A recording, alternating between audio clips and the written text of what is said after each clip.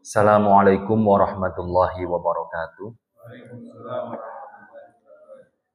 Bismillahirrahmanirrahim. Alhamdulillahi rabbil alamin. Al-Fattahil alim alladzi arsyada man istafahu min ibadihi lit-ta'allumi wa ta'lim.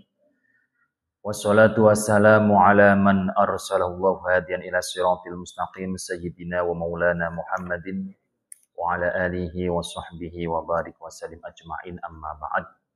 Hadirin hadirat yang dimuliakan oleh Allah Subhanahu wa taala, wabil khusus beliau Al-Ustaz Bahwani, beliau Al-Ustaz Ihsan, para asatidz yang hadir pada malam hari ini, para kiai, para sesepuh dan seluruh pengurus DKM Mushola Al-Falah, wabil khusus ketua DKM Mushola Al-Falah beliau Bapak Hari Sahwono dan ibu-ibu asatidzah yang hadir. Semoga kita senantiasa mendapatkan ridho dari Allah Subhanahu wa taala.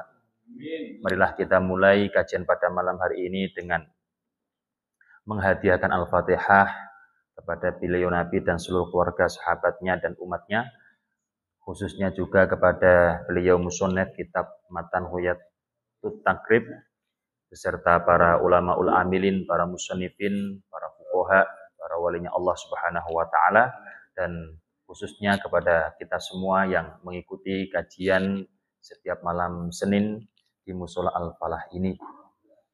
Ala hadhihi niyati wa ala kulli niyatin sholihah. Al-Fatihah.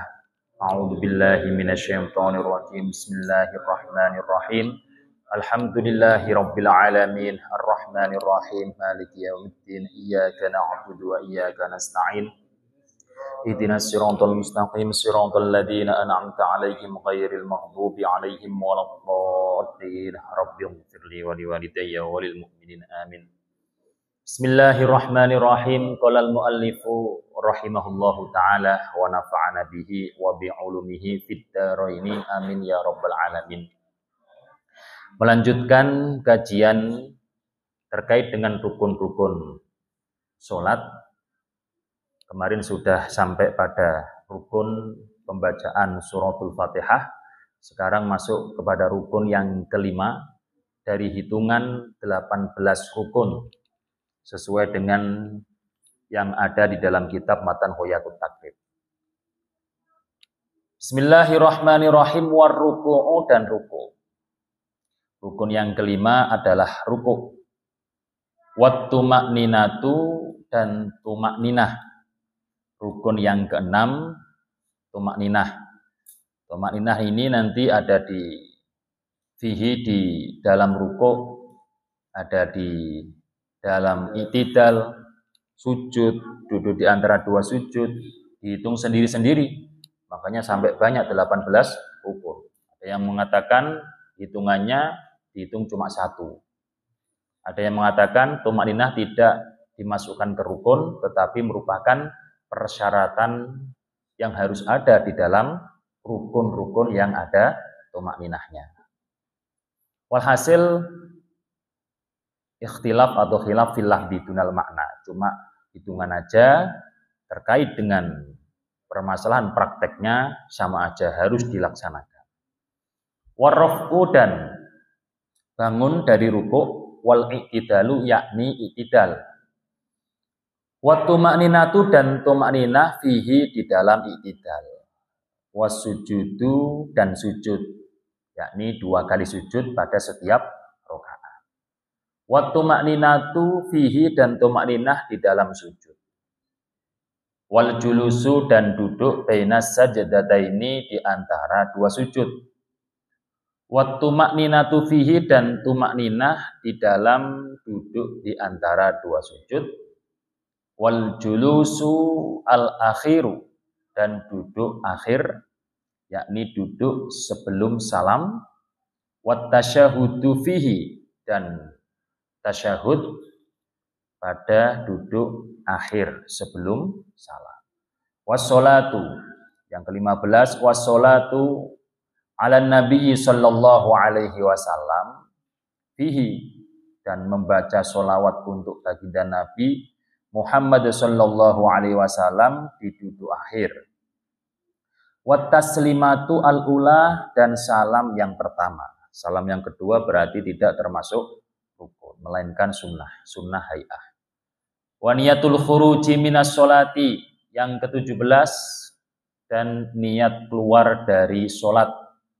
Wa tartibul arkani, yang terakhir 18, meruntutkan rukun-rukun yang telah disebutkan tadi, ala ma dzakarnahu, sesuai dengan apa yang telah aku sebutkan sebelumnya. Itu adalah rukun-rukun dari yang kelima sampai ke yang 18. Marilah kita kaji, kita praktekkan rukun-rukun tersebut. Yang kelima disebutkan rukunnya adalah ruku. Ruku, kita semua tahu bagaimana praktek ruku, dan alhamdulillah insya Allah semua yang ada di sini sering ruku. Ruku ini adalah merupakan kekhususan praktek ibadah yang diperuntukkan untuk umat baginda Nabi Muhammad SAW. Sebelumnya umat terdahulu praktek ibadah sholatnya itu tidak ada rukunya. Maka diterangkan dalam kitab Fathul Mu'in itu, wa huwa min khoso'isi hadil ummah fa innal umama sabiqata lam yakun fi sholatihim ruku. Kalau mungkin dari hadirin hadir ini melihat video ibadahnya orang, mohon maaf, orang Yahudi, itu nggak ada rukuknya. Menurut mereka yaitu praktek sholat atau praktek ibadah menyembah Allah. Cuma pada prakteknya memang umat-umat terdahulu itu pada praktek sholatnya atau praktek nyembah Allahnya itu enggak ada rukuknya. Sementara praktek umatnya baginda Nabi yang dibawa oleh Nabi itu ada praktek rukuknya. Minimal rukuk bagi orang yang berdiri, bagi orang yang sholatnya berdiri, badannya normal, panjang tangannya juga normal, minimalnya adalah sekiranya tangan bagian telapaknya, bukan bagian ujung jari atau bukan bagian jari, tetapi telapak tangan itu sekiranya sampai pada lutut. Meskipun tidak diletakkan di lutut telapak tangannya. Oke, itu minimal. Aslam, coba berdiri, Aslam. Sini. Menghadap sono, kiblatnya kan ke sono, ini menghadap sono.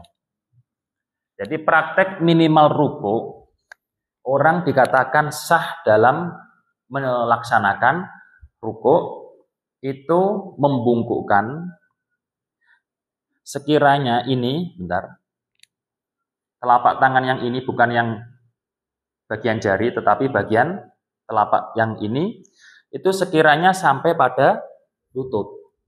Sampai pada lutut. Ayo Salam, sampai pada lutut. Nah, lutut itu dengkul. Oke. Ya. Udah? Sebentar. Tahan Salam. Dan minimal prakteknya itu tidak harus ini ditaruh di sini. Umpama ada orang sholatnya gaya. Kalau diginikan sampai, tapi dia nggak mau. Praktiknya begini atau begini. Maka menurut kajian fikih itu sudah mencukupi untuk menetapi daripada rukun. Itu minimal. Jadi ketika orang kok kemudian seperti ini, itu sudah dikatakan berarti dia mampu dalam menjalankan rukun. Tidak termasuk orang yang tidak mampu. Lantas kemudian ketika kita mau yang paling sempurna, berdiri dulu dong. Tangannya di sini. Kalau yang mau sempurna praktek ruku adalah lakum dinukum waliyadin, umpama gitu kan. Ayat terakhirnya langsung rukuknya gimana Salam? Allahu Akbar. Mengangkat tangan terlebih dahulu. Praktek raf'ul yadaini, mengangkat tangan itu ada di 4 tempat. Yang pertama pada praktek takbiratul ihram. Yang kedua di saat mau rukuk. Yang ketiga bangun dari rukuk yakni i'tidal. Yang keempat bangun dari tasyahud awal. Kalau mau sujud nggak ada. Bangun dari tasyahud awal. Bukan setiap bangun dari rokaat menuju ke rokaat sebelumnya itu mengangkat tangan. Tapi hanya pada praktek bangun dari tasyahud awal. Umpama si makmum terlambat. Terus imamnya tasyahud awal. Umpama. Ya ikuti aja. Berarti mengangkat tangan. Atau imamnya tasyahud akhir. Makmumnya tadi sholatnya terlambat. Otomatis makmumnya tasyahud awal. Betul? Imamnya tasyahud akhir. Makmumnya tasyahud awal karena dia terlambat rokaat. Maka di situ ketika imam ini sudah salam, di tasyahud akhirnya dan kemudian salam, makmumnya tasyahud awal kemudian melanjutkan rokaat, itu juga tetap disunahkan untuk mengangkat kedua tangan. Oke. Nah, ini praktek sudah mengangkat tangan. Allah dari tangannya seperti biasa diangkat sampai bukan kemudian cuma segini. Oke. Kalau sholat itu istilahnya sungguh-sungguh lah. Allahu Akbar sampai bawah tadi sudah dipraktekkan. Yang pertama adalah di situ disebutkan sekiranya dari punggung, leher, kepala ini lurus. Andaikan papan ditaruh di atasnya itu benar-benar lurus. Maka diperlukan mungkin kita kan nggak tahu kondisi di atas kita. Ada cermin dilihat, tapi juga nggak bisa ada cermin masa melirik gini kan nggak bisa. Ya disuruh melihat orang lain. Kira-kira sudah bisa lurus apa belum? Ini kaki juga lurus. Ini kaki juga lurus. Tangan ini juga lurus. Bukan kok gini. Apa itu? Maksudnya kadang ada yang nekuk gini ya. Nah, ini lurus. Maju lagi salam biar ibu lihat. Yang jari-jari ini direnggangkan sedikit. Tidak mingkup gini. Direnggangkan sedikit. Artinya direnggangkan sedikit, kemudian dihadapkan ke arah kiblat, bukan begini, apalagi begini. Oke. Jadi prakteknya seperti direnggangkan sedikit menghadap ke arah kiblat. Lantas kemudian jarak di antara kedua kaki, mulai dari berdiri tadi, dan jarak kedua lutut sekiranya qadro shibrin. Satu jengkal tangan. Kalau tanganku agak panjang selam. Nah, sholat itu jangan terus kemudian begini. Satu jengkal tangan. Atau sholat terlalu gini. Wah ini kasihan ini. Jadi kiranya satu jengkal tangan, ya yang normalnya seperti itu. Nah, ini namanya rukuk yang paling sempurna. Kalau laki-laki direnggangkan. Nah, renggangkan Bu ya. Antara ini sama ini renggang. Kalau ibu-ibu mingkup. Jadi istilah Jawa dan ngempit gitu loh. Dan enggak gemandul bahasanya apa. Jadi apalah istilahnya itu. Pokoknya kalau ibu-ibu itu ngempit biar ada praktek feminimnya gitu maksudnya gitu. Ada praktek feminimnya. Apanya? Iya, kalau di itu ganjil gitu. Ya gini ya, dia praktek daripada rukuk di saat berdiri. Baik, selam nanti dulu. Terus kemudian ketika dalam keadaan duduk selam. Sholatnya dalam keadaan duduk. Memang dari praktek orang yang sholat ini tidak mampu berdiri, tidak mampu membungkukkan juga dalam keadaan berdiri. Mampunya hanya dalam keadaan duduk. Duduknya paling baik adalah duduk iftirosh, duduk tasyahud awal, seperti duduk tasyahud awal. Nah, pada prakteknya adalah selama Selama di situ pada praktek selain tasyahud awal atau tasyahud akhir, kedua tangan ini nggak perlu digenggam yang bagian tangan, yang bagian kanan. Oke, pada waktu duduk apa? Duduk di antara dua sujud. Pada waktu duduk istirahat setelah sujud, terus kemudian duduk sebentar, langsung berdiri, atau sholat yang dalam keadaan duduk. Ini selama tidak tasyahud awal atau tasyahud akhir, dilepas tapi dirapatkan.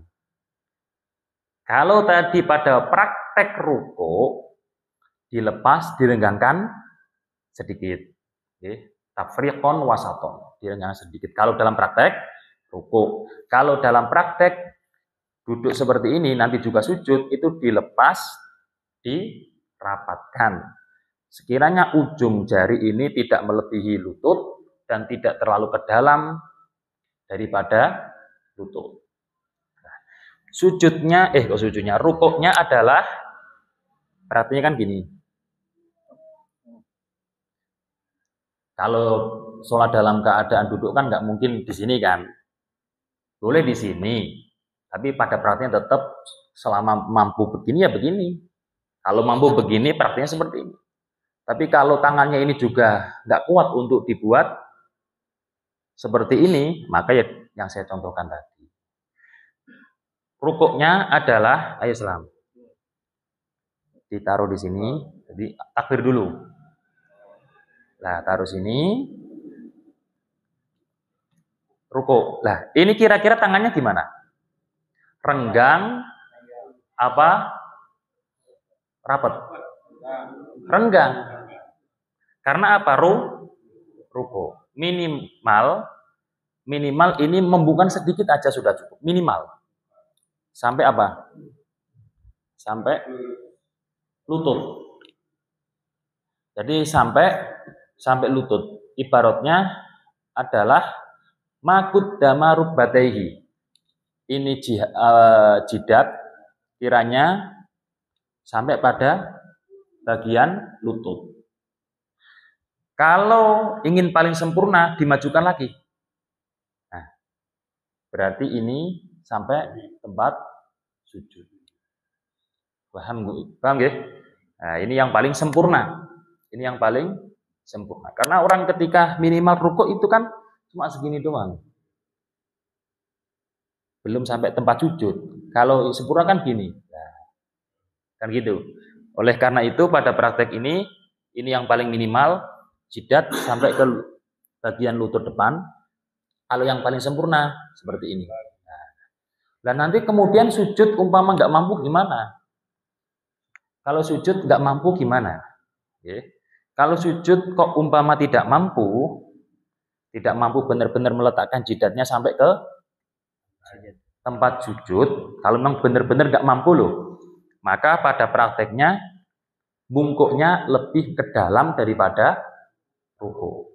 Bungkuknya lebih ke dalam daripada ruku. Umpama bungkuk maksimalnya itu tempat sujud, ya tadi rukuknya agak diatasin sedikit, nanti pada waktu sujud dibungkukkan lagi. Prakteknya seperti itu. Berdiri Islam. Pada praktek ruku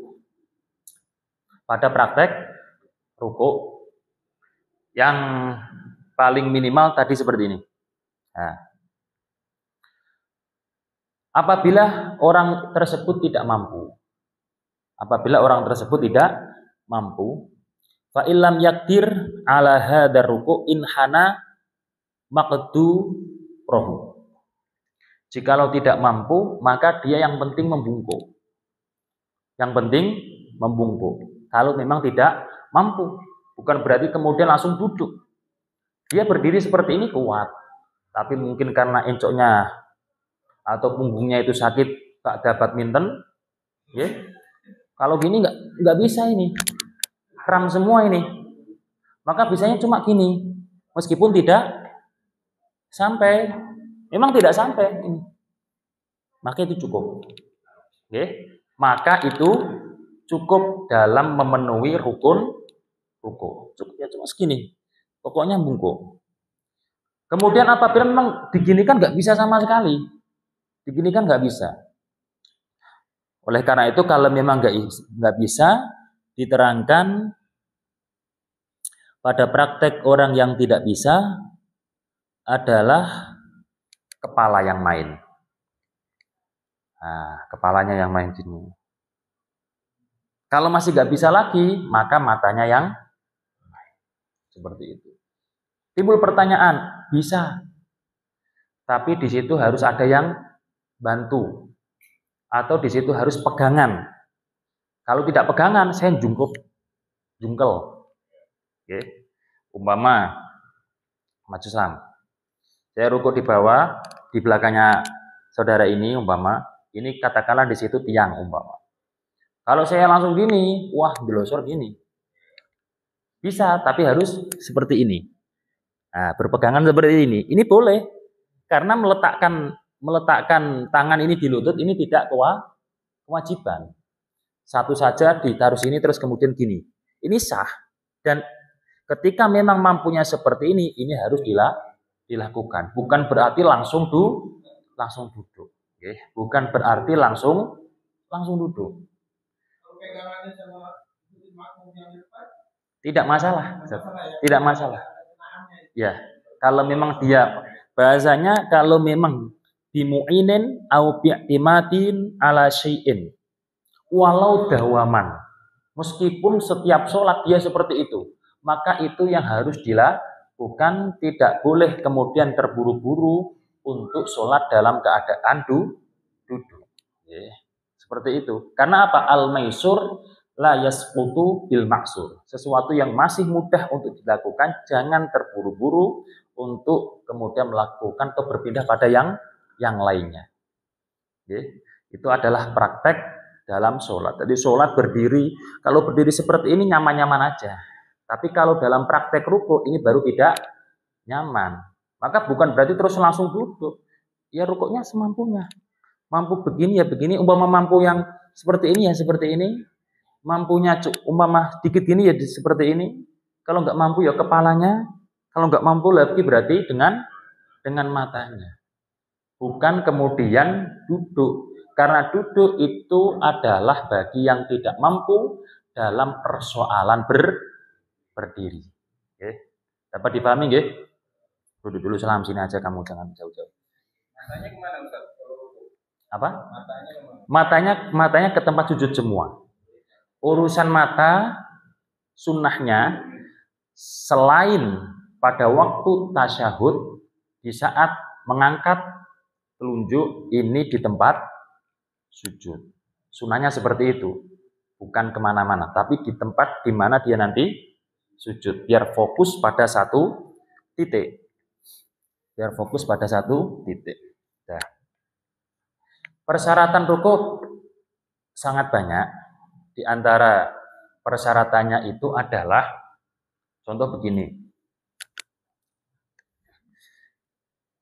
Persyaratan rukuk tak sebutkan yang salah satunya rukuk karena untuk rukuk lah biar agak dramatis. Rukuk memang karena untuk rukuk. Kadang sholat. Sudah lakum dinukum waliyadin. Bledek. Atau ada tembakan orang demo. Kan kaget langsung. Kan gini. Jadi turunnya itu karena kaget. Bukan karena ingin rukuk.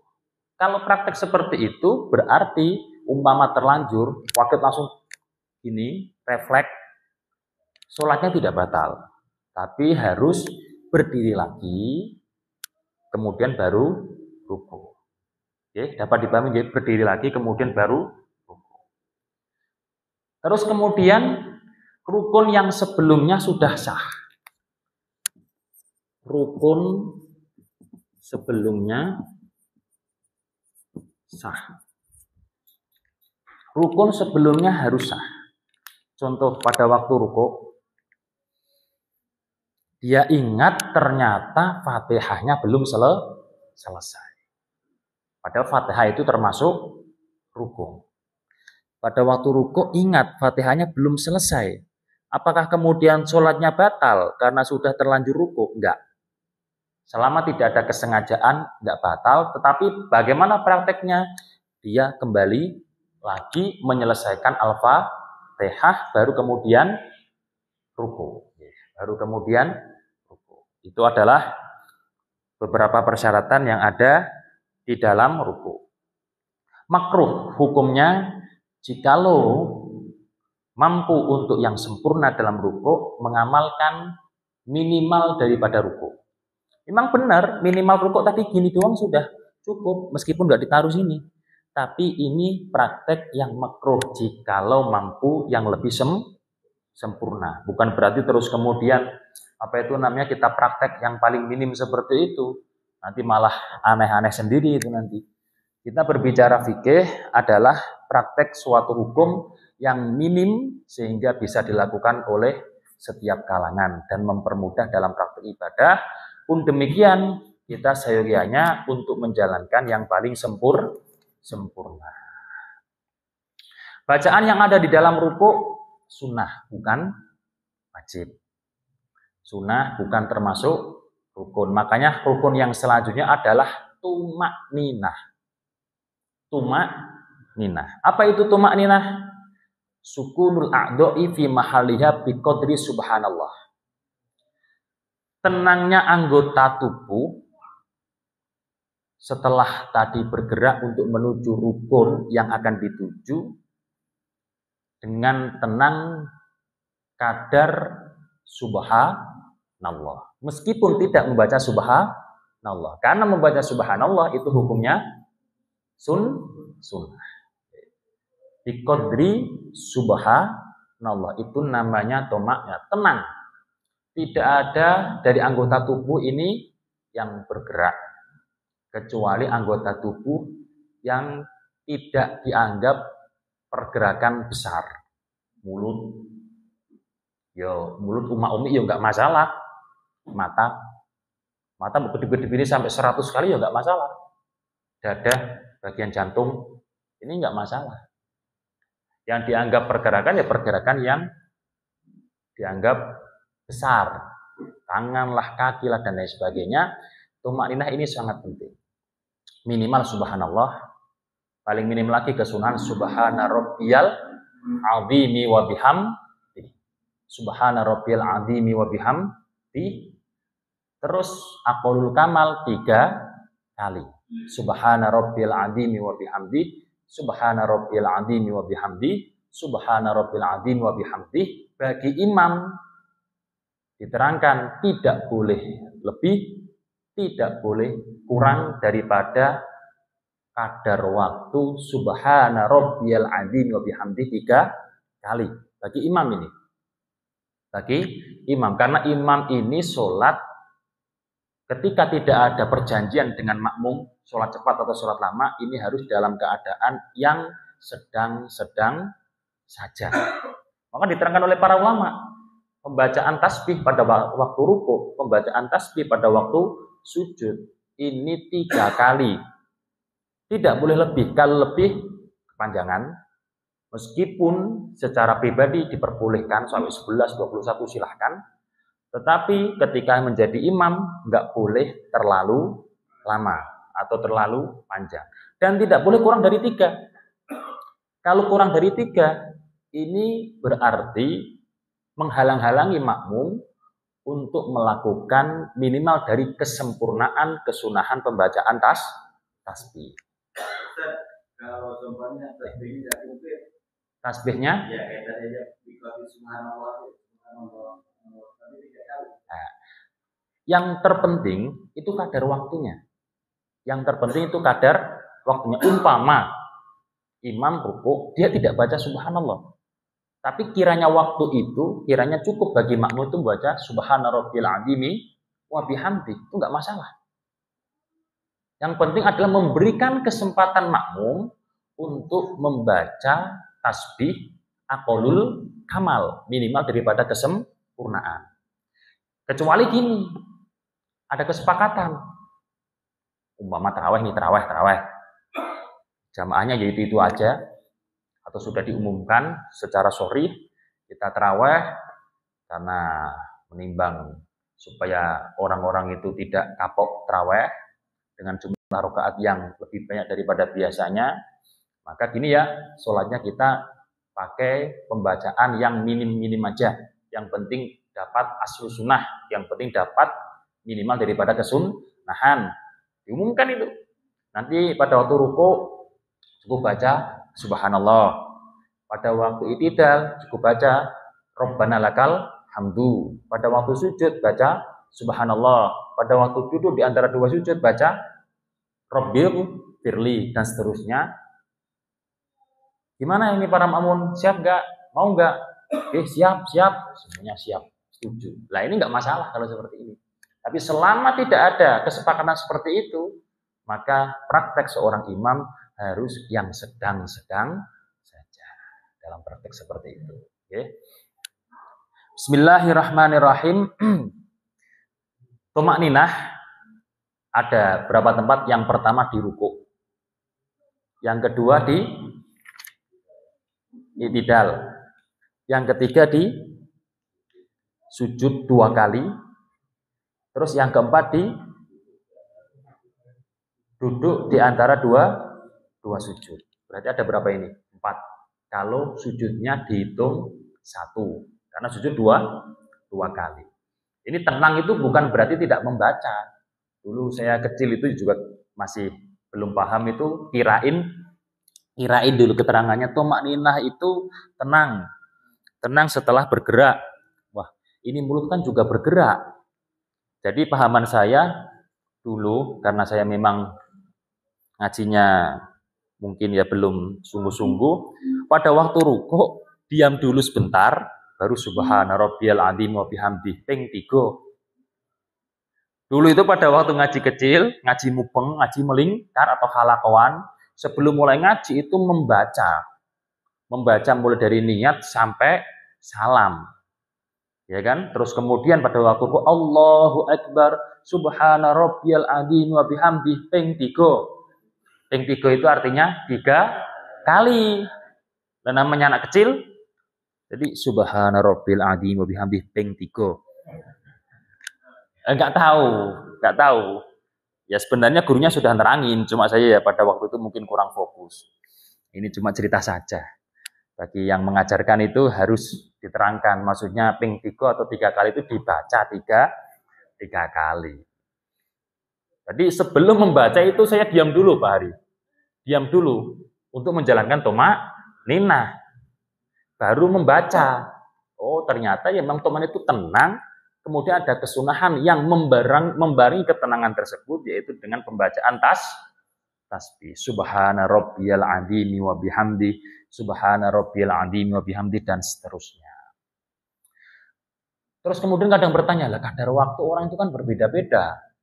Pak Ustadz Ihsan dan Pak Ustadz Bahwani dan mungkin dengan saya itu berbeda-beda. Ustadz Ihsan subhana rabbil azim wa bihamdi, subhana rabbil azim wa bihamdi. Pak Ustadz Bahwani agak lama lagi meresapi subhana rabbil azim wa bihamdi. Saya karena masih muda agak cepat subhana rabbil azim. Itu enggak masalah.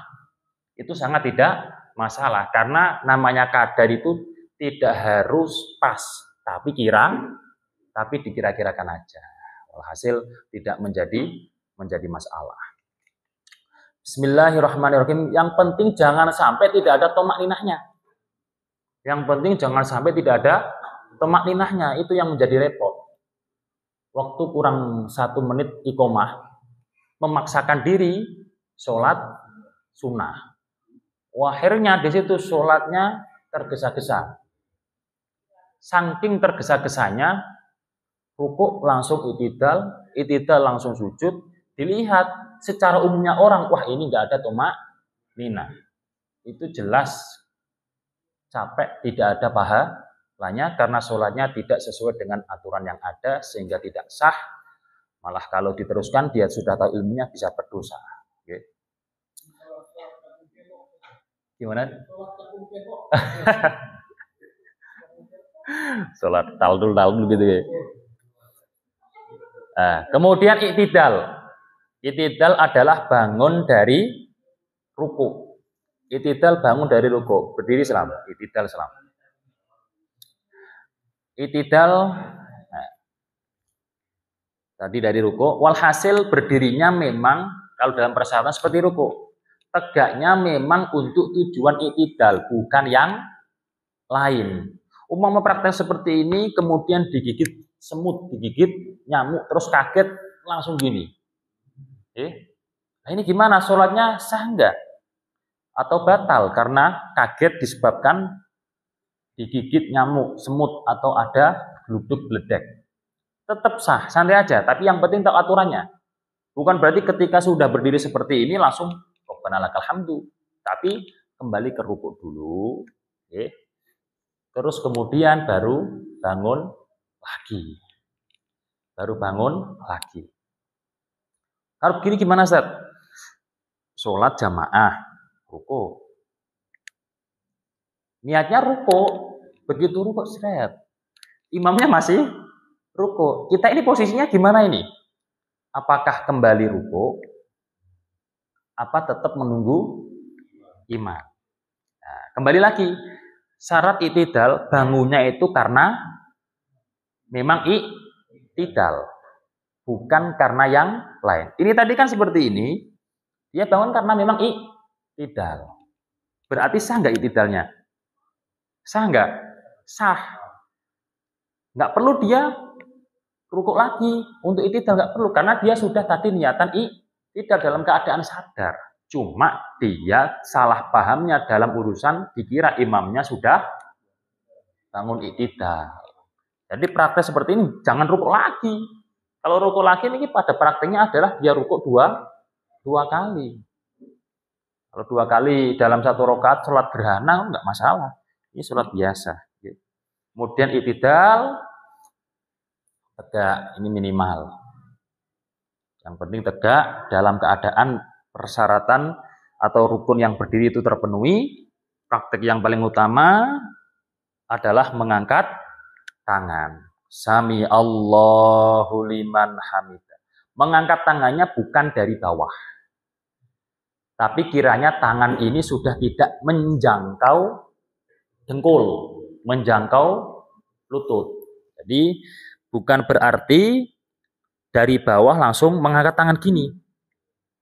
Tapi kiranya ketika sudah ke atas, tangan ini sudah tidak menjangkau lutut, baru diangkat. Boleh seperti ini, boleh seperti ini. Yang nggak boleh adalah Sami Allahu liman hamidah. Ini kalau 3 kali batal. Ini kalau 3 kali batal. Kalau 1 sampai 2 kali makruh. Karena gerakan yang tidak ada anjurannya di dalam sholat. Sami Allahu liman hamidah. Rabbana lakal hamdu mil'us samawati wa mil'ul ardi wa mil'u ma syi'ta min syai'in ba'du. Atau dengan bacaan yang maktur lainnya. Nah, pada waktu i'tidal dari seorang musolli ini, awal-awal dalam Islam itu sama, takbir. Jadi awal Islam itu Allahu Akbar, sama. Tetapi ada satu kejadian yang menjadikan ada perubahan bacaan dari takbir menjadi Sami Allahu liman hamidah, tepatnya pada praktek sholat asar berjamaah Rasulullah dengan sahabat yang lain. Sayyidina Abu Bakar terlambat datang, terus kemudian dikirain sudah terlambat rakaat sehingga tidak mendapatkan 1 rakaat. Begitu datang, kemudian ternyata Rasulullah masih ruku. Ketika Rasulullah masih ruku, otomatis pada praktek seperti itu kok Sayyidina Abu Bakar mendapati rukunya Rasulullah, maka beliau mendapatkan rakaat. Melihat Rasulullah rukuk, kemudian beliau alhamdulillah, didengar malaikat Jibril, turunlah wahyu, disuruh menyampaikan Rasulullah, disuruh membaca Sami Allahu liman hamidah, telah mendengar siapa Allah, orang yang memuji kepadanya, Yaitu awal dari kisahnya adalah Sayyidina Abu Bakar Siddiq. Makanya dalam praktek sholat itu ada asbab-asbab nuzulnya. Ada cerita-ceritanya, ada kronologisnya. Di antaranya adalah bacaan Sami Allah dibarokati Sayyidina Abi Bakar Siddiq radhiyallahu anhu. Sami Allahu liman hamidah Rabbana lakal hamdu mil'us samawati wa mil'ul ardi wa ma syi'ta min syai'in ba'd. Tidak boleh dilama-lamakan dalam praktek tidak. Tapi saya yakin nggak ada yang lama-lama kok. Jadi tidak boleh dilama-lamakan praktek i'tidal, karena i'tidal itu termasuk rukun qashir. Rukun qashir.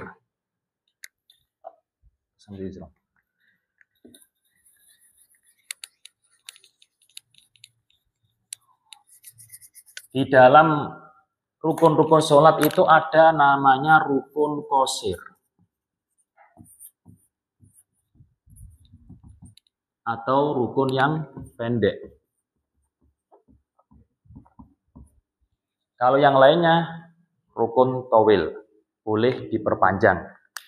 Rukun qashir itu gini. Rukun qashir itu sebenarnya hanya untuk pemisah di antara dua rukun. Kalau bahasanya, bahkan ada yang mengatakan untuk ancang-ancang. Tahu ancang-ancang nggih? Untuk persiapan. Cuma ada dua. Yang pertama adalah i'tidal. Yang kedua adalah duduk di antara dua sujud. Cuma ada dua, i'tidal dan duduk di antara dua sujud yang termasuk rukun qashir. Makanya tidak diperbolehkan dilama-lamakan. Dilama-lamakan dengan kadar apa? Kalau di dalam praktek i'tidal sekiranya tidak boleh melebihi waktu pembacaan doa yang telah diajarkan oleh Rasulullah plus kadar membaca Al-Fatihah. Itu kira-kira sendiri. Kecuali pada rakaat yang terakhir, yang dimana ada praktek kunut. Di rakaat terakhir ada praktek kunut. Lalu memang tidak salat subuh, salat yang lain juga tergambarkan praktek kunut yang namanya kunut nazilah. Kunut karena ada sedang hal-hal yang tidak menyenangkan atau musibah-musibah yang terjadi. Jadi baca Rabbana lakal hamdu mil'us samawati wa mil'ul ardi wa ma syi'ta min syai'in, waktu selesai. Begitu juga nanti duduk di antara dua sujud. Enggak boleh terlalu lama, melebihi dari pembacaan minimal pembacaan doa yang diajarkan Rasulullah plus pembacaan minimal tasyahud. Rabbighfirli warhamni wajburni warfa'ni warzuqni wahdini wa'afini wa'fu anni. Warzuqni 3 kali karena punya hutang banyak. Ini ada ceritanya ini, ada Syekhina Maimun Zubair pada waktu saya sowan di dalam beliau, di rumah beliau, di kediaman beliau, duduk dulu. Ini saya mau cerita nggih. Saya sowan kepada beliau karena pada waktu itu saya panitia akhir sanah. Maksudnya minta persetujuan beliau terkait pembicara. Ada 2 orang. Kalau nggak salah orang Kudus sama orang Pati. Beliau 2 orang ini melancong keluar Jawa. Istrinya dikirimi terus. Begitu pulang, ternyata punya hutang 60 juta. 60 juta. Bingung hutang, datang ke kiai, minta solusi. Bagaimana mbah ini mbah? Padahal di Kalimantan kalau nggak salah jualannya jualan etekan itu loh, mainan anak-anak. Tapi penghasilannya lumayan. Lantas kemudian istrinya sering dikirimi untuk kebutuhan dan mungkin untuk jajan istri di rumah, tapi istrinya ini mohon maaf agak boros atau mohon maaf agak nakal, nggak tahu ya. Pulang-pulang ternyata ada tagihan 60 jutaan. Saya masih ingat 60 juta. Sowan kepada Syekhina Maimun minta amalan.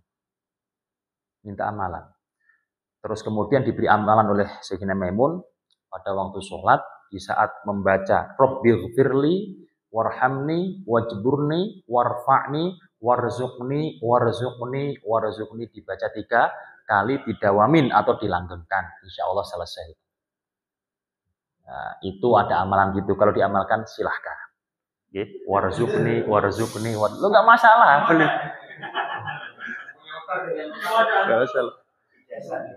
Nggak masalah ini jasa, ini. Soalnya banyak orang pada waktu itu. Memang pada waktu itu saya juga diajari oleh beliau. Setelah yang ini keluar, tidak hanya ijazah itu, masalah nama juga. Jenengmu sopo, namamu siapa, namanya istrimu siapa. Kalau namanya Arab, gitu pakai Arab, abjadun hawazun. Kalau namanya Jawa, pakai hitungan Jawa. Terus kemudian jatuhnya ke gunung, pasir, atau dulu ada ceritanya saya tak catat pokoknya. Kalau lah ini jatuhnya ke apa dulu, gunung atau apa, ya memang rezekimu nggak lancar ini. Coba tidak merubah nama beliau, cuma merubah panggilan. Umpama namanya Sujiwo, asalnya panggilannya Jiwo. Kalau dihitung Jiwo nggak pas ini. Terus akhirnya dipanggil Suji. Coba hitung Suji pas. Oh, ini ya udah panggil Suji. Karena nama itu doa. Bukan terus kemudian itu kejauhan atau apa. Nama itu doa. Lah kalau panggilan namanya itu ternyata namakan asalnya panjang. Kemudian kan biasanya dipenggal atau diambil yang per kata. Apa itu namanya per berapa kata kan nggih? Nah, dihitung ini nggak pas. Kalau kita manggil contoh misal saya, Rifki, oh pas. Oh, semoga menjadi orang yang lemah lembut. Faisal, semoga menjadi orang yang adil. Pas. Nah, kalau kemudian namanya panggilannya itu tidak pas, dan ini kan doanya berarti kurang pas. Lah, makanya di situ terus mau disesuaikan oleh beliau. Begitupun juga nama Arab, ketika yang satunya namanya Arab pakai Arab. Jadi, semisal dulu namanya Nur Kalimah atau siapa saya lupa. Panggilannya asalnya Kalimah, kemudian diganti dengan Nur. Diguyoni, diajak apa itu namanya bercanda oleh Mbah Yai Memun. Begitu keluar, bojomu jenenge siapa mau? Istrimu namanya siapa? Nur. Iya. Jadi cuma seperti itu beliau. Artinya tidak kemudian diganti nama Budi jadi atau dari apa enggak. Setelah ini keluar, tamu-tamu keluar, tinggal saya sama teman saya. Piye, Cung? Bisa ngono ora? Dereng saged, Mbah Yai. Gimana? Nak, bisa gitu apa enggak? Belum bisa saya jawab seperti itu. Kudu iso.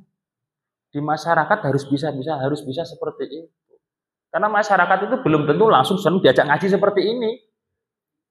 Kalau kelihatan kiai itu jaduk, doanya itu apa namanya mandi atau mustajab, baru wah top itu langsung baru diajak ngaji sebagai apa sarana dakwah. Kalau kiainya cuma halal haram, doanya pus nggak mandi, waduh ditinggal kacamata. Kembali kepada tema nggih.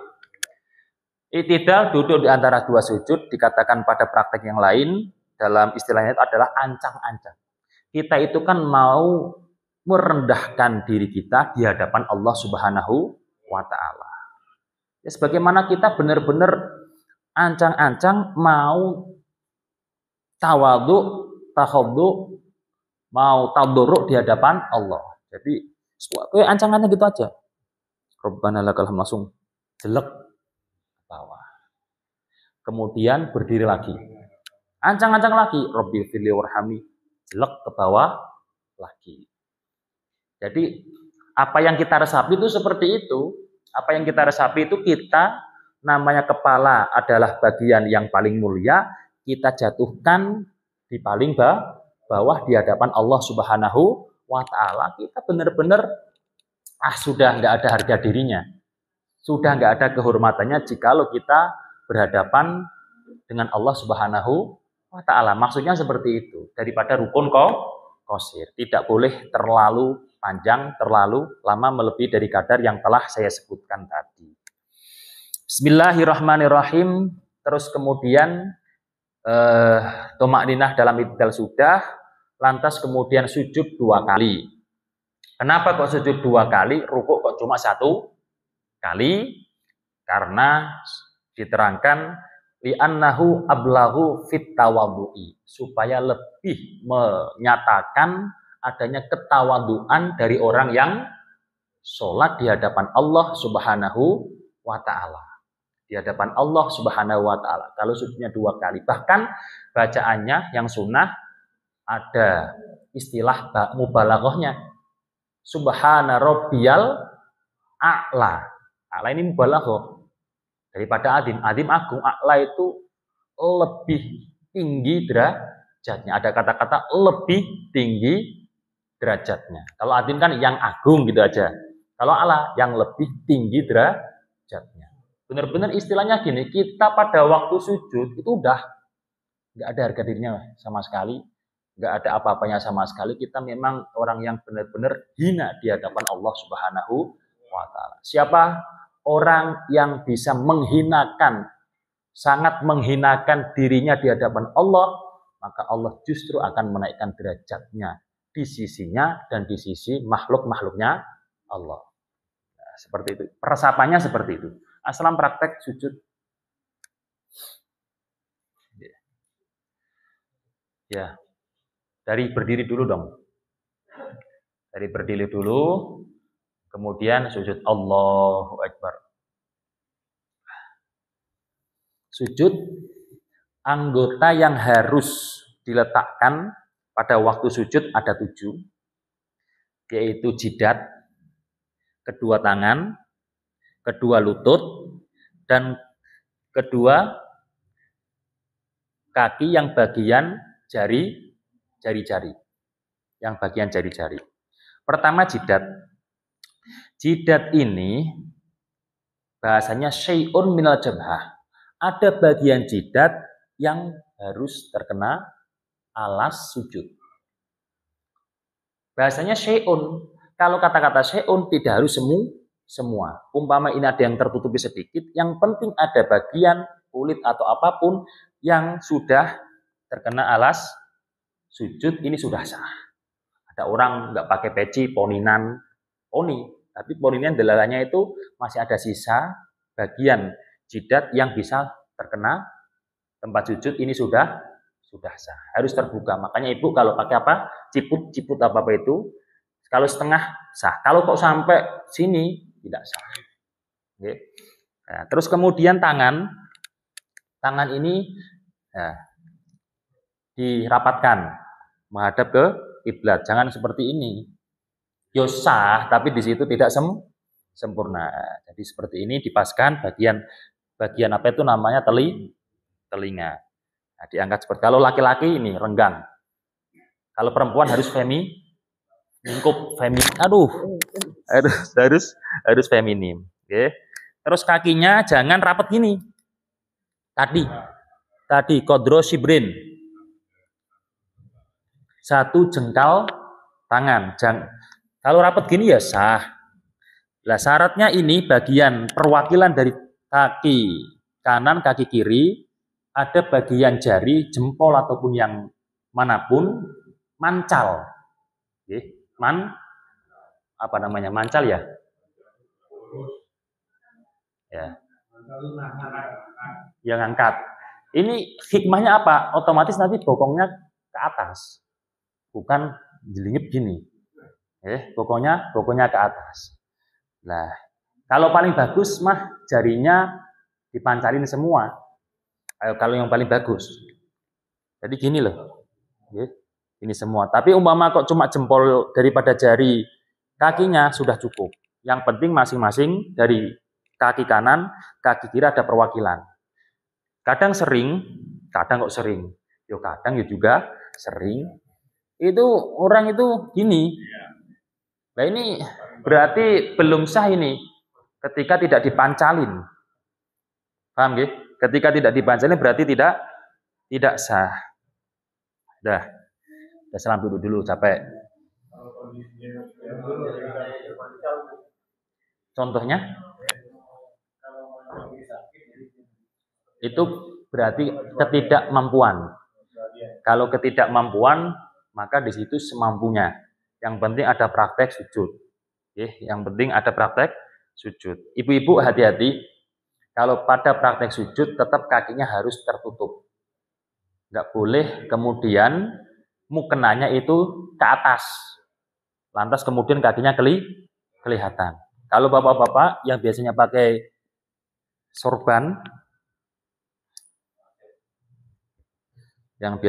sorban, berdiri salam.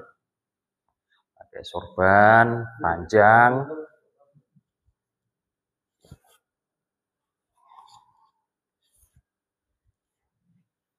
Wah, sorbannya pakai panjang gini.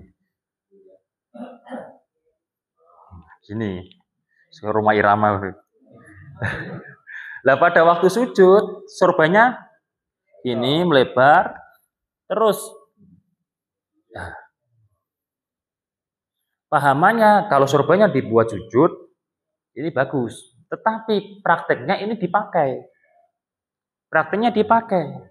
Kalau prakteknya dipakai, kok sujudnya di atas sorban yang dipakai, kiranya dia gerak, sorban itu juga gerak, maka di situ tidak sah. Dianggap dia membawa penghalang di bagian jidat. Kecuali memang ini sorbannya diletakkan. Beres. Tapi kalau dipakai, memang kita pakai sorban itu kan sunnah. Makanya pada praktek di dalam kitab-kitab, contohnya adalah sujud di atas ridaknya, di atas selendangnya, di atas sorban yang dibuat selempangan atau selendangan, kemudian sampai ke bagian tempat sujud terkena jidat. Itu enggak sah. Oke, harus hati-hati praktek seperti itu. Tomaknya di dalam sujud tadi sudah subhana rabbil a'la wa bihamdi. Kemudian duduk di antara dua sujud juga sudah. Prakteknya tangannya itu rapat. Oke.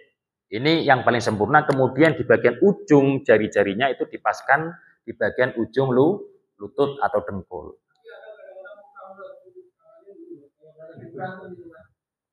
Terlalu lah makanya. Aisyah, sujud salam. Ya.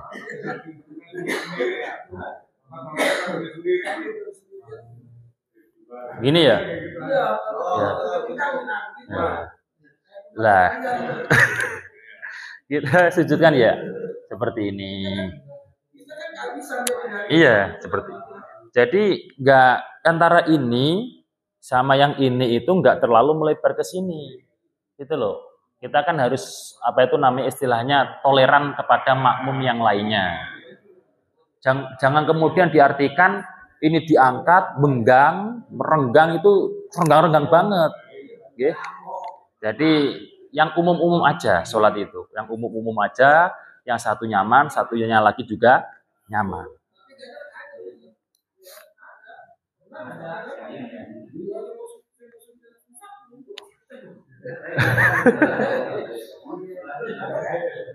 Kita harus hati-hati kalau dalam praktek sampai mengganggu makmum yang sampingnya. Nah, itu kan berarti praktiknya adalah termasuk mengganggu makmum yang satunya, itu malah bisa menjadi hukum kemakruhan. Kalau memang menjadikan makmum yang satunya itu tidak nyaman atau terganggu. Kalau sudah yakin pasti terganggu, ya itu bisa menjadi hukum haram seperti itu. Ya yang wajar aja lah, nggak usah terlalu gini-gini aneh-aneh kan gitu.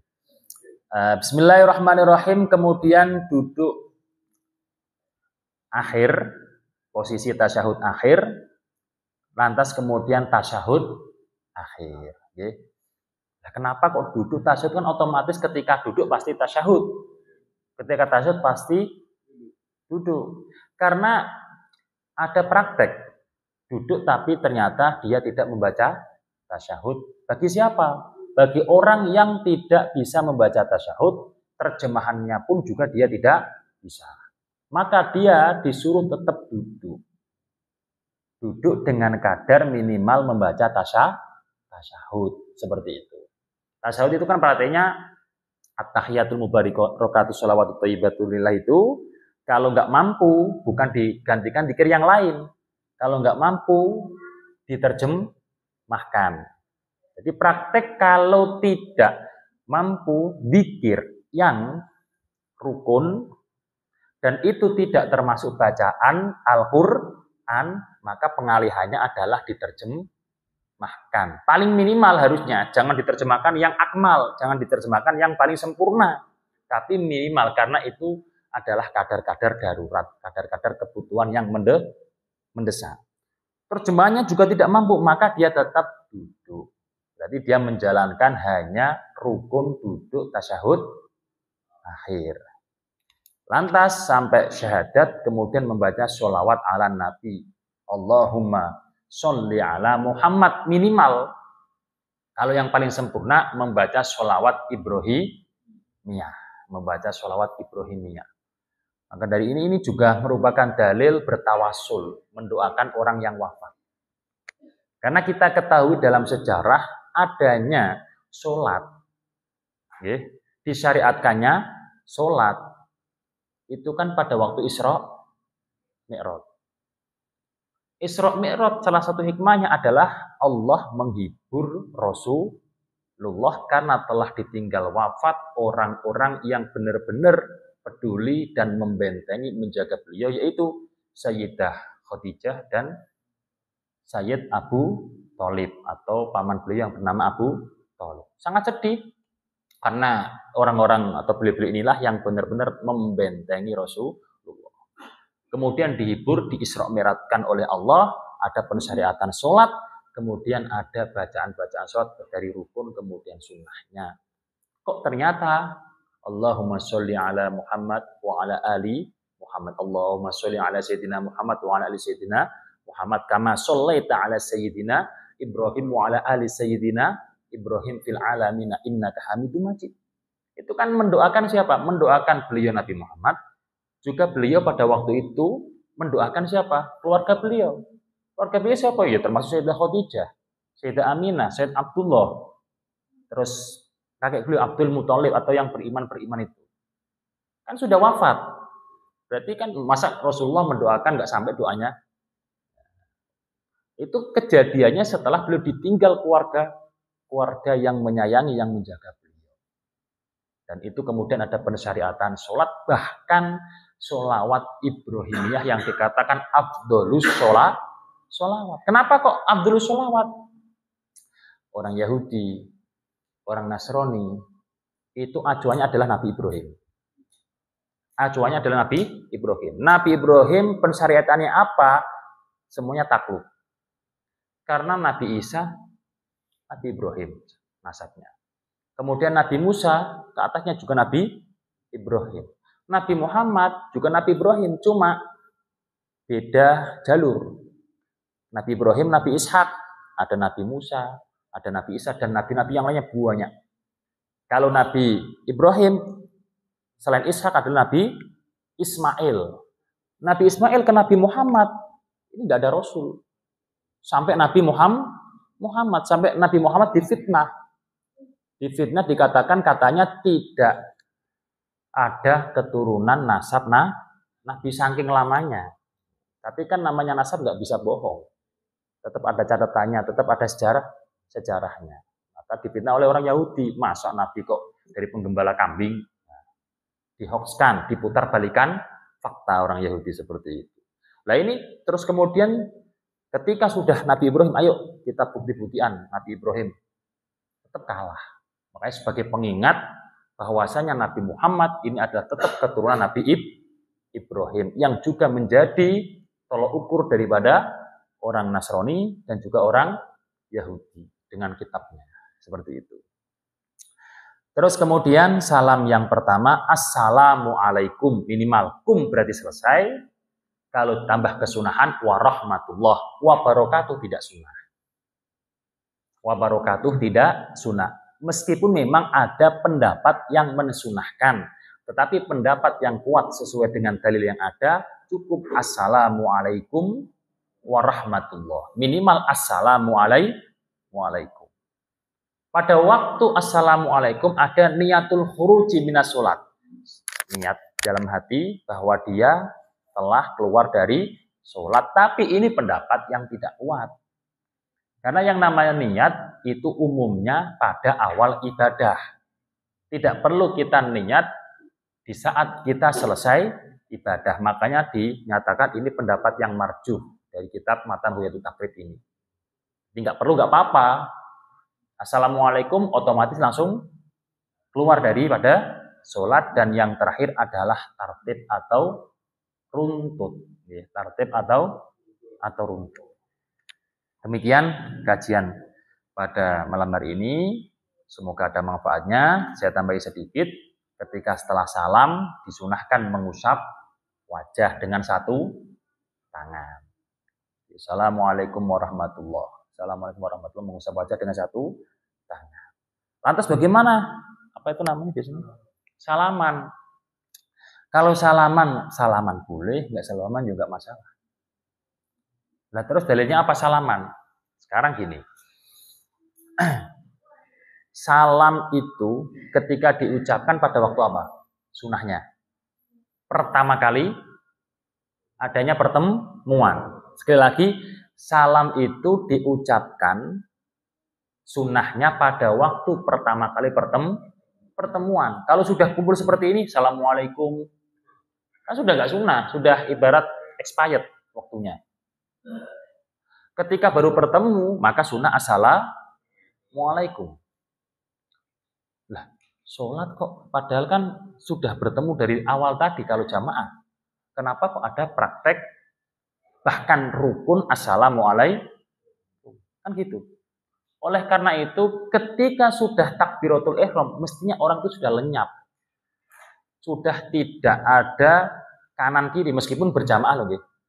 Tapi dia itu benar-benar fokus di hadapan Allah. Kasarnya sudah menghilang. Sudah menghilang, fokus hanya kepada Allah. Kasarnya tidak kenal satu sama lain di sampingnya. Nah, begitu kemudian selesai, makanya kesunahannya kok salam kanan, menyalami siapapun makhluk yang ada di kanan, yaitu manusia, ataupun jin, ataupun malaikat. Ke kiri juga seperti itu, dan di belakangnya yang kita salami. Salam disunahkan ketika awal kali pertemuan. Lumrahnya orang ketika salam, setelah itu musafahah. Makanya terus kemudian ada ulama yang mengatakan kalau setelah salam gandengannya itu musafahah. Kemudian kalau diiskali atau dibantah, loh, namanya musafahah itu kan awal kali pertemuan. Nah itu buktinya dalam sholat juga ada salam assalamualaikum, bahkan sunahnya juga dihadapkan kepada orang sekelilingnya. Karena apa? Sholat itu ketika sudah terakhir kemudian salam, itu seakan-akan awal kali pertemuan, dia dari bertemulah bahasanya berhadapan kepada Allah Subhanahu wa Ta'ala. Gitu. Tapi ketika mengikuti pendapat itu boleh. Kalau enggak ya enggak masalah. Sejak dari tadi bertemu kok di salam-salaman juga, ya enggak masalah. No problem. Yang masalah itu ya dipermasalahkan terus gitu maksudnya. Nah, akhirnya salamannya setelah wiridan, salaman. Ya enggak masalah karena salaman pamitan. Walhasil Islam itu indah kalau ada dasarnya masing-masing. Mungkin ada pertanyaan dari, silakan.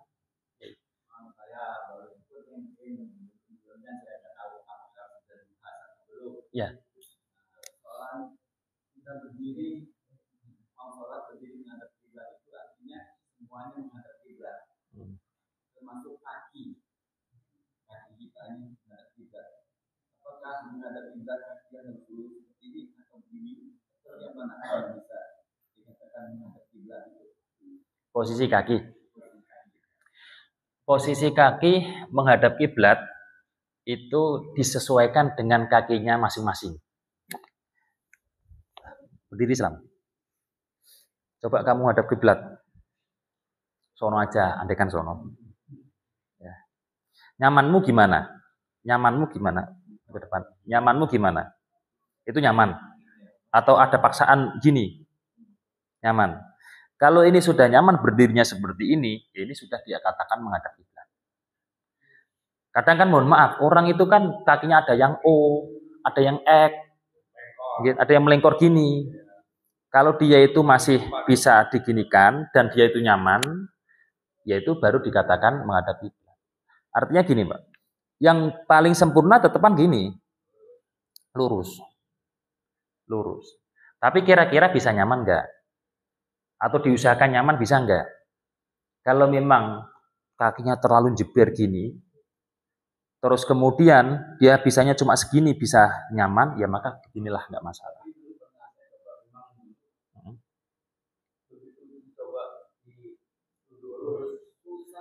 Iya, Mas.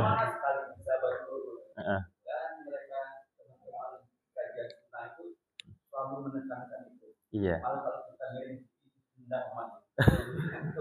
Betul.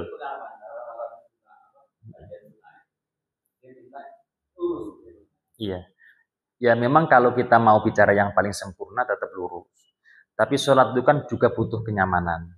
Oleh karena itu pada waktu merapatkan soft, ada yang memang yang perhatian benar-benar dirapatkan seperti ini. Okay. Tapi ada kalanya di situ agak ada jarak. Supaya nanti pada waktu rukuk, pada waktu sujud, pada waktu setelah sholat mau wiridan itu tetap nyaman. Tetap nyaman. Kalau kita mengikuti praktik seperti ini nggak masalah juga. Berarti benar-benar dalil yang mengatakan bahwa sholat itu sawu sufufakum, benar-benar rapat ya rapat tenang. Tapi ada yang mengatakan rapat itu ya disesuaikan dengan kenyamanan juga. Karena mohon maaf kalau memang benar-benar rapat, ini rukuk kalau praktek yang seperti Ustadz Dawani tadi, wah gini-ginian, itu kan juga mengganggu juga. Maka karena itu ada yang menyesuaikan. Sekiranya nanti kan otomatis ada over, ada melebar sedikit, kira-kira tidak mengganggu satu sama lain. Walhasil, kalau memang ingin sempurna tetap sholatnya seperti ini. Tetapi ini kalau memang bisa nyaman atau bisa diusahakan nyaman. Kalau tidak bisa diusahakan nyaman, otomatis di situ agak renggang sedikit, ya nggak masalah. Itu tidak menyalahi aturan dan tidak membatalkan sholat. Itu penekanan untuk menjalankan sunnah. Penekanan untuk menjalankan sunnah, dan itu bagus. Kalau ada kesemangatan di situ, benar-benar ini menjalankan, itu sangat bagus. Memang mestinya seperti itu kalau yang paling sempurna. Kalau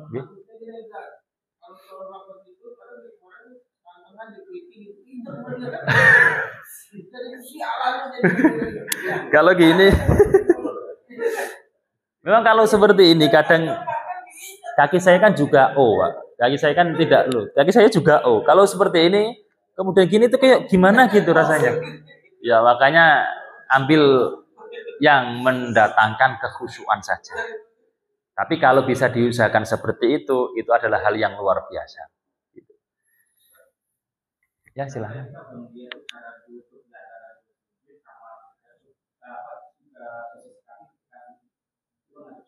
Ketika sujud. Oh tadi. Udah sono, madep sono. Oke, siap. Sujud. Nah. Ini yang paling sempurna gini. Kelihatan nggak Bu? Yang paling sempurna jari-jarinya kena semua. Jari-jari kena semua. Ini, nah, satu apa itu namanya? Satu jengkal.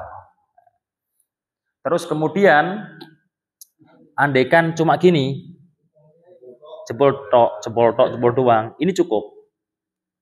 Karena sudah ada perwakilan dari jari yang bagian kanan dan jari bagian kiri. Yang tidak cukup gini. Nah, ini berarti nggak ada yang dipancalkan. Oke, hati-hati. Kadang ada yang masih seperti ini. Banyak. Ya, dipancal aja. Iya ini kalau nggak tahu ilmunya ya capek doang. Karena memang kan masih ada waktu untuk belajar. Kenapa nggak belajar gitu kan? Udah. Duduk. Nah, ini duduk namanya iftirosh. Iftirosh paling sempurna kayak gini, paling sempurna. Jadi ini dipancalkan secara penuh. Terus kemudian ini didudukin. Nah, ini namanya iftirosh. Andaikan kemudian nggak bisa gini, satu nggak apa-apa.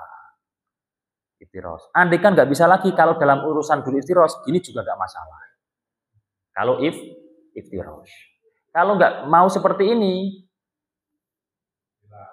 silang Ini juga termasuk iftiros. Tapi yang paling sempurna tadi, yang pertama tadi. Yang gimana? Yang gini? Gini? Oh. Yaitu dikondisikan dengan kenyamanan. Kalau masih mampu untuk yang paling sempurna, ya silakan diusahakan. Tapi kalau kakinya kram atau yang lain sebagainya, ya yang penting nyaman. Itu aja. Oh, gini. Nah, dudukin. Gini ya sah-sah saja. Cuma tidak yang paling sempurna. Ya.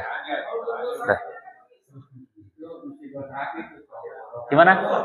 Awalnya tamrin. Tawaruk, tahiyat akhir. Kalau tahiyat akhir masukkan. Nah. Yang paling sempurna gini. Kalau misalnya kakinya jabla. Kakinya? Gini. Gak apa-apa. Ini tetap dinamakan tawaruk, cuma ya ibarat tingkatan itu di bawahnya. Ini juga gak apa-apa. Gini ya. Ini juga gak apa-apa. Kadang kan orang seperti ini karena kegemukan, gitu kan? Gak apa-apa. Jadi yang paling sempurna ini kan yang penting kaki yang ini, pantat ini ditaruh benar-benar di apa itu namanya di lantai. Iya. Makanya yang paling sempurna seperti tadi, kalau mampu ya terus kemudian prakteknya ya seperti ini. Kalau nggak mampu ya semampunya. Oke. Kalau nggak mampu semampunya. Ada lagi Pak Tamrin? Saya tidak mendapat kajian jika posisi kita sujud. Posisinya rapat dia, kaki yang menjebol. Nah, itu. Kalau di keterangan saya, kitab saya tadi sudah tak pulak balik, itu adalah kodrosibrin. Kodrosibrin itu dengan kadar 1 jengkal. Ini prakteknya laki-laki atau perempuan? Mungkin itu praktek perempuan.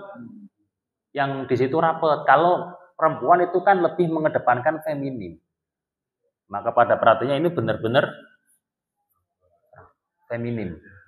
Jadi bahasa kalau perempuan dhammu ba'dihi ala ba'din. Mengumpulkan dari bagian anggota ke bagian yang lain. Itu kalau perempuan. Kalau laki-laki itu gagah.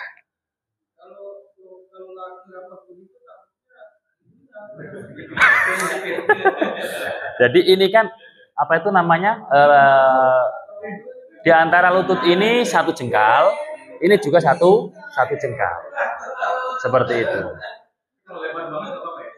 Kalau lebar banget ya berarti ya tetap sah, cuma tidak mendapatkan kesunahan yang paling ideal.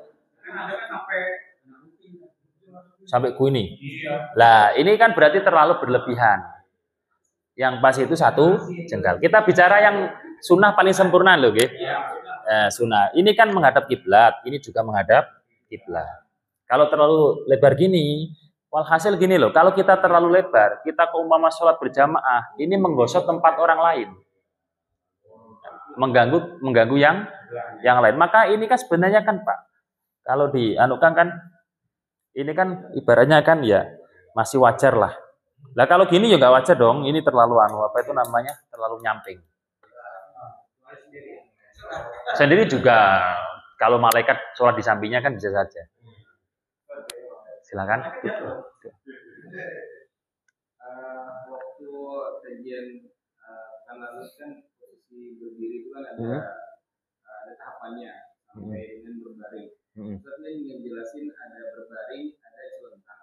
Nah, itu berbaring seperti apa? Kalau celentang saya tahu kan. Kalau berbaring itu seperti apa? Kalau berbaring posisinya tidur selam. Pikirnya kan berbaring sama celentang kan sama aja. Nah, kita itijak dulu. Sono, kepalamu di sono. Kepalamu di sini. Ini yang itijak. Ini yang itijak, terus kemudian ini miring gini. Itu berbaring. Ini namanya itijak mutajah berbaring. Nah, ini lurus. Ini dijanggel. Dijanggel, sholatnya tangkil guling atau pakai yang nyaman lah pokoknya, yang nyaman. Apa? Ruku sujud isyarat. Kalau mampu sempurna, maksudnya mampu, contoh mampu duduk, rukuk, ya rukuk duduk. Kalau mampu sujud, ya sujud yang sempurna. Paling itu nanti rukuknya berubah gitu. Iya berubah. Umpama mampu rukuk dalam keadaan duduk, ya terus duduk,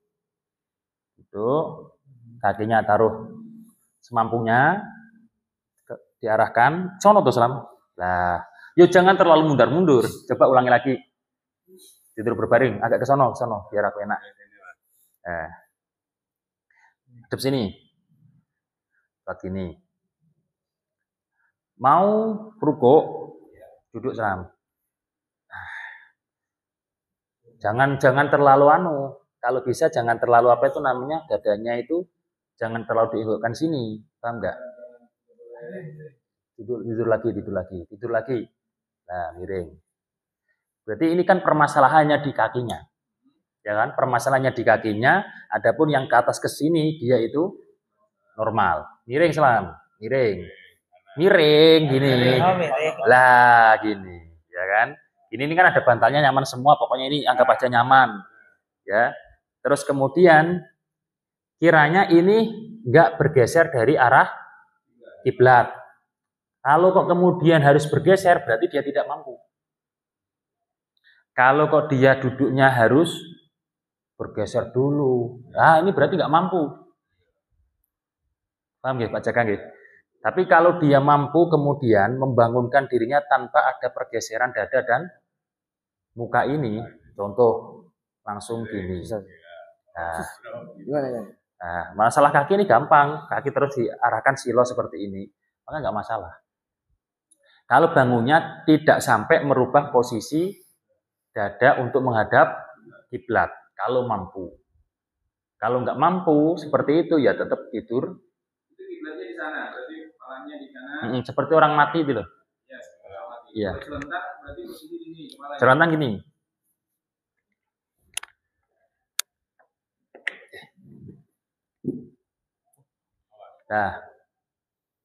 Nah ini kasih bantal lagi. Yang nyaman pokoknya nggih. Yang nyaman ininya gini, lurus gini. Ininya pokoknya ini posisinya adalah menghadap sono. Tekuannya sini menghadap ke arah kiblat. Kalau dia mampu untuk duduk, ya duduk. Untuk apa? Untuk rukuk dan sujud. Walhasil ketika ada satu rukun yang tidak dimampui, mampu pada rukun yang lain harus dikerjakan sesuai dengan kemampuan. Bukan berarti terus duduk, terus ternyata dia mampu rukuk. Ternyata dia mampu sujud. Seperti itu prakteknya. Selama nyaman. Kalau ternyata seperti tadi, kalau tidur miring kan sulit kalau duduk. Masih mempertahankan ini loh. Kalau nggak bisa ya, maka ya seperti itu terus nggak masalah. Ada pertanyaan lagi? Silakan. Ya.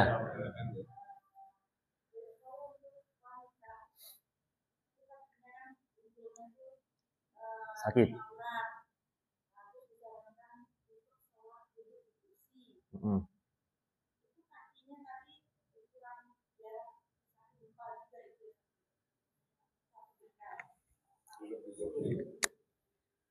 Kalau rumusnya perempuan itu adalah dhammu ba'din ala ba'd, mengumpulkan satu anggota dengan anggota yang lain. Kalau masalah tadi renggang itu adalah untuk laki-laki. Berarti pada praktek duduknya tetap duduk yang rapat. Jadi rumusnya perempuan itu adalah mengumpulkan anggota satu dengan anggota yang lain. Makanya tadi pada waktu apa tuh namanya? Sujud atau pada waktu berdiri, ini memang benar mengedepankan feminim atau mengedepankan aura kewanitaannya. Gitu nggih. Duduknya tetap rapat, Bu. Di kursi rapat. Dhammu ba'din ala dhammu itu mengumpulkan anggota satu dengan anggota yang lain. Ada lagi ibu-ibu? Mungkin ada pertanyaan? Nah, silahkan Bu.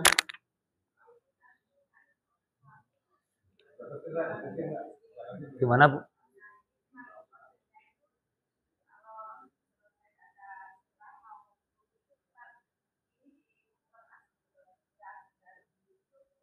Gimana Bu?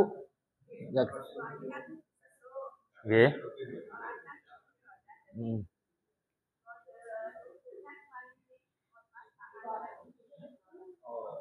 Oh. Terima kasih. Berarti ada orang yang ruku tidak bisa sempurna. Tadi kan urutannya adalah bungkuk semampunya. Kalau nggak bisa bungkuk semampunya, au ma'a biroksihi. Au ma'a biroksihi itu berarti dengan kepalanya. Wa in ajaza dalika. Dan jika tidak mampu memberikan berisyarat dengan kepalanya, au ma'a bitorfihi. Isyaratnya bukan yang lain tetapi dengan mata. Nah, kalau dengan mata kan bisa Bu ya. Jadi pakai mata aja, nggak pakai anggotanya. Ini kan sudah ada runtutannya. Pain ajaza al inhina'i aslan, yaitu inhana makruhu. Kalau tidak mampu praktek membungkuk sesuai dengan minimal ruku, maka membungkuk semampunya. Kalau tidak bisa membungkuk sama sekali, maka mendingklukkan kepala. Kalau tidak mampu mendingklukkan kepala, au ma'a bitorfihi dengan mata. Maka nanti dipraktekannya seperti itu Bu. Nggak perlu isyarat dengan. Nah, kalau pakai isyarat yang semampunya tadi ya, yang anggota apapun itu ya, praktek yang tidak bisa sama sekali. Kalau khusus rukuk seperti itu.